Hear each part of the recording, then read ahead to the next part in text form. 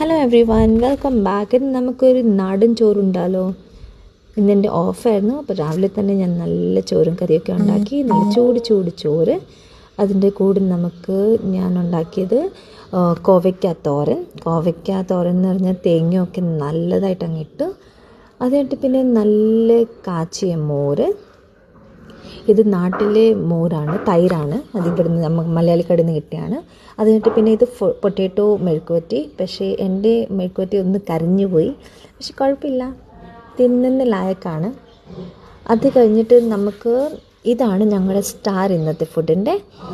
തേങ്ങ ആൻഡ് മുളക് നല്ല ഇച്ചിരി ചുട്ടെടുത്ത് പിന്നെ ചമ്മന്തി ഉണ്ടാക്കി, പിന്നെ മുട്ട ഫ്രൈ. അത് കഴിഞ്ഞിട്ട് പപ്പടം. അത് മതിയല്ലോ. എത്ര ടേസ്റ്റി ഫുഡായിരുന്നു ഇന്നത്തെ. ഒത്തിരി ദിവസങ്ങൾ കഴിഞ്ഞിട്ടാണ് പ്രോപ്പർ ലഞ്ച് ഇങ്ങനെ റെഡിയാക്കുന്നത്. ഞാൻ നല്ല തൃപ്തിയായിട്ട് ഞാൻ കഴിച്ചു. പിന്നെ ചമ്മന്തി, മോര് എല്ലാം കൂടെ ഉണ്ടായിരുന്നു. ഇതിൽ നമുക്കിതുകൊണ്ട് എന്താ പറയുക, ഞാനൊരു അച്ചാറും കൂടെ ഉണ്ടാക്കിയിട്ടുണ്ടായിരുന്നു. അപ്പോൾ അതും കൂടെ എടുത്തു.